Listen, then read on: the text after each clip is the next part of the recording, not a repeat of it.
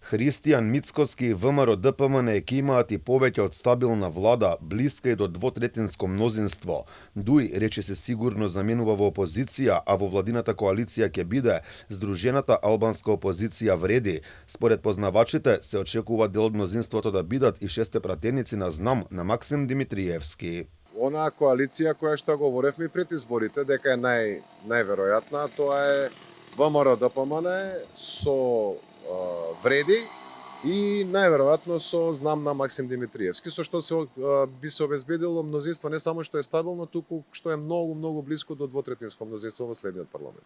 На истиот став е и политичкиот аналитичар Александар Ристевски. Според него тоа е веќе очигледно и најавувано во сите можни комбинаторики. И од страна на најголемата победничка партија, посакувани партнери се пред се албанската опозиција со Влен со 13 пратеници, автоматски таа потенцијална влада би имала 71 пратеник и би имала повеќе од стабилност. И тука мислам дека е како опција и шесте пратеници на Максим Димитриевски со тоа што со таа некаква комбинаторика би се приближило и до моментот на 80 пратеници. Со цел засилување на мнозинството, според Ристевски, можно е Мицкоски да тргне во преговори со пратеници и кои се дел од коалицијата на ДУИ, бидејќи според него добар процент од нив воопшто и не се дел од интегративците, туку од други партии.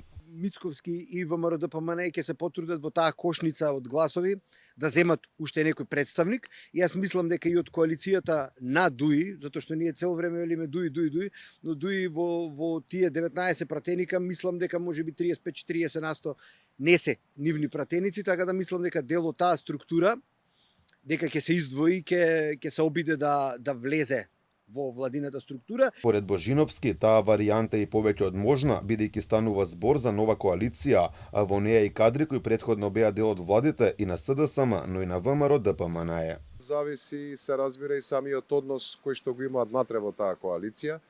Таа коалиција е релативно нова, се формираше пред изборите.